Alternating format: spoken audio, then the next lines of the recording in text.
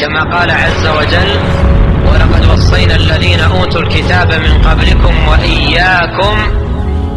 أن اتقوا الله. ngeen bàyyi seen xel ci turi yàlla bi képp koo xam ne dangaa bëgg nga dund te doo aju ci kenn du la yërëm buñ bu lay leeree du sax ci gémmiñ na nga ko di def mooy alif lam mim allahu la ilaha illa huwa alhayyul qayyum ñeenti téeméer la ak juróom-ñett fukk ak ñeent 484 la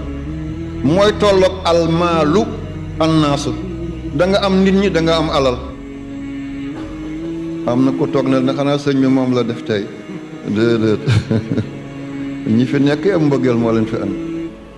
ñi fi nekkee am mbëggeel moo leen fi andi waaye da nga ko def 484 mooy tolloog annaasu almaalu da nga am alal da nga am nit ñi da nga neex nit ñi te mooy tolloog xayyun qayyum yaasin boo bindee xayyun qayyum yaasin 484 la mooy tolloog almaalu annaas 484 la moo toll ak alif lam mim allahu la ilaha illa huwa alhayyul qayyum te nitu yàlla yi bëri nee nañ ismul al azam fa la nekk kon noo koy liggéeyee boo xëyee suba balaa ngay génn nga def ko lim boobu 484 boo bëggee tëdd guddi nga def yaa hayyu yaa qayyum yaasin 484 nga def la ba 484 jours loo sumb mu sotti loo jéem mu ant loo dogu yàlla may la ci ndam yal na yàlla barkeel yaa rabbi. كما قال عز وجل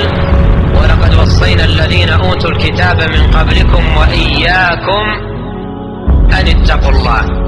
bul fàtte abonné bul fàtte abonné bul fàtte abonné bul fàtte abonné